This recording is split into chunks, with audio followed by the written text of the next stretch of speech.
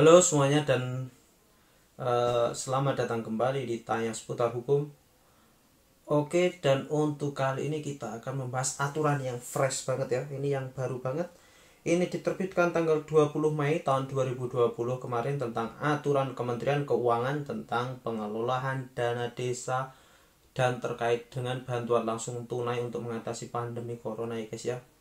Buat kalian yang mendapatkan bantuan langsung tunai BLT dari dana desa, ini aturan terbarunya ya.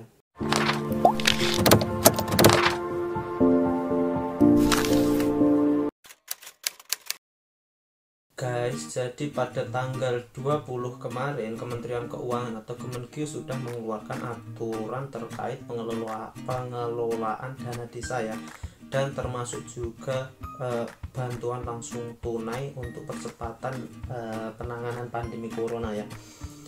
Jadi di sini ada beberapa perubahan kalau sebelumnya, kalau di desa saya, karena kemarin kan saya juga pernah nganter yang mendapatkan bantuan langsung tunai. Di situ ada beberapa aturan, misalnya dana desa di situ maksimal digunakan untuk bantuan langsung tunai ada 35% dari alokasi dana desa. Setelah itu jumlah bantuan langsung tunai yang diberikan itu 600.000 dan 3 kali penerimaan, jadi 600.000 kali 3 1.800.000. Setelah itu syarat-syaratnya ada fotokopi KK dan fotokopi KTP penerima. Selain itu syaratnya juga belum menerima bantuan dari pemerintah seperti PKH, habis itu prakerja, habis itu bantuan sosial dari Kementerian Sosial lain yang beras itu, habis itu yang buat anak sekolah itu apa, saya juga nggak terlalu paham jenis-jenis bantuannya, ada banyak pokoknya. Jadi yang tidak tergolong itu dapat bantuan langsung tunai. Jadi aturan sebelumnya sudah dirubah. Jadi aturan sebelumnya mengenai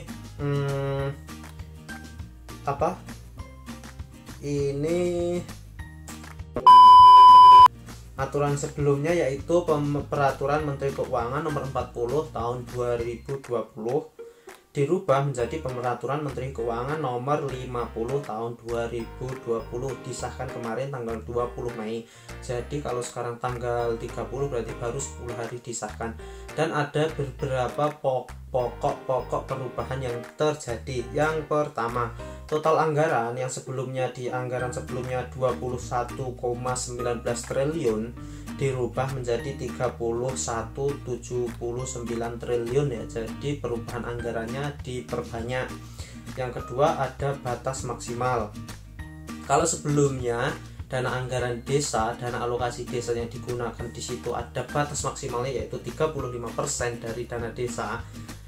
Jadi di sini nggak ada batasnya. Jadi misalnya dana desa seluruhnya dibagikan untuk bantuan langsung tunai kepada masyarakatnya, itu nggak apa-apa ya, sesuai dengan kebutuhan BLT desa, sesuai dengan kebutuhan bantuan langsung tunai desa. Jika bantuan langsung tunai desanya masyarakatnya butuhkan semua ya dibagikan semuanya bisa. Untuk aturan terbarunya yaitu PMK nomor 50 tahun 2020 itu ya. Dan yang ketiga ada jangka waktunya. Jadi untuk jangka waktunya, yang aturan sebelumnya itu diberikan selama 3 bulan. Jadi setiap bulan mendapatkan 600.000 bantuan langsung tunai, 600.000, 600.000 dan 600.000 itu sekarang diberikan selama 6 bulan ditambahi ya. Jadi sebelumnya 3 bulan menjadi 6 bulan.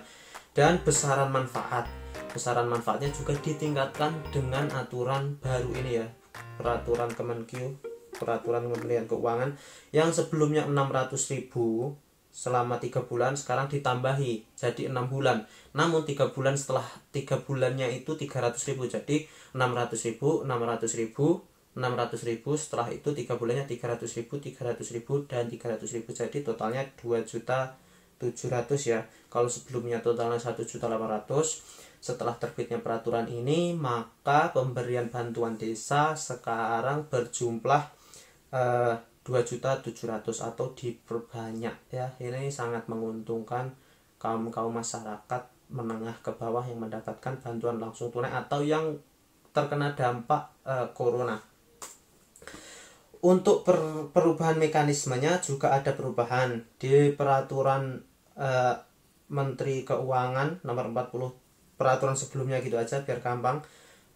Syarat syarat penyaluran tahap 1 berupa peraturan kepala daerah mengenai rincian dana desa per desa dan APBDes. Dan untuk syaratnya juga dipermudah. Kalau sebelumnya terdapat syarat-syarat, sekarang hanya menggunakan keputusan kepala daerah mengenai rincian dana desa per desa. Jadi tidak terlalu, syaratnya juga dipermudah.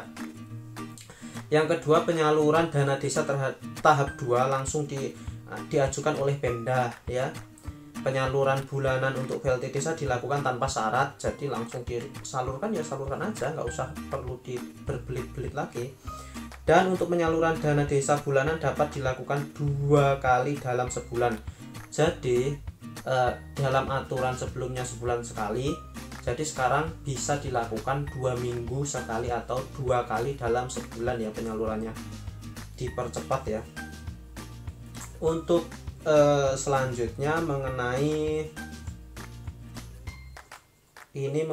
ada sanksinya ternyata juga ya, ketentuan sanksinya. Jika ketentuan ini tidak dilakukan oleh desa, ketentuan peraturan Menteri Keuangan nomor 50 ini, jadi ada sanksinya. Di ketentuan sebelumnya itu sanksinya apabila pemerintah desa tidak menganggarkan dana bantuan langsung tunai, maka dikenakan sanksi berupa penghentian penyaluran dana desa tahap 3 ya. Sedangkan untuk terbaru, apabila pemerintah desa tidak menggunakan kegiatan BLT desa, maka dikenakan sanksi berupa penghentian penyaluran dana desa yang berjalan. Ada pengecualian. Pengecualian sanksi ini berlaku apabila berdasarkan hasil musyawarah desa, khusus musyawarah insidental, tidak terdapat calon keluarga penerima manfaat BLT dari yang memenuhi kriteria. Jadi ini ada pengecualian ketika di satu desa itu tidak ada penerima bantuan langsung tunai, maka tidak perlu menyalurkan bantuan langsung tunai tersebut, jadi tidak perlu menyisihkan dana desanya. Tapi menurut saya tidak mungkin ya, tidak satu desa itu nggak ada yang memperoleh BLT semuanya kaya gitu ya, nggak mungkin lah, itu mustahil, impossible. Dan sudah, ternyata itu aja ya mengenai aturan terbaru dana desa dari Kementerian Keuangan. Dalam peraturan baru ini tidak ada batas maksimal penggunaan dana desa, jadi kalau sebelumnya 35% maksimal, sekarang bebas semuanya digunakan atau disalurkan kepada rakyat yang terdampak COVID, terserah. Jadi itu tadi peraturannya ya guys ya. Silahkan kalau kalian mendapatkan bantuan langsung tunai dari dana desa, silahkan cek ini aturan terbarunya. Kalau kalian belum mendapatkan duitnya, kalau aturannya belum diumumkan, silahkan kalian tanyakan ke perangkat desanya. Tapi saya yakin dan percaya pasti ini akan dijalankan ya, karena di masa pandemi ini semua orang lagi kesulitan dan krisis juga ya.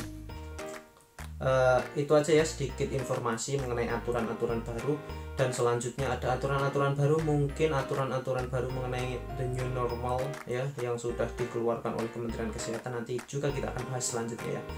Dan terima kasih banyak dan semoga bermanfaat. Dah.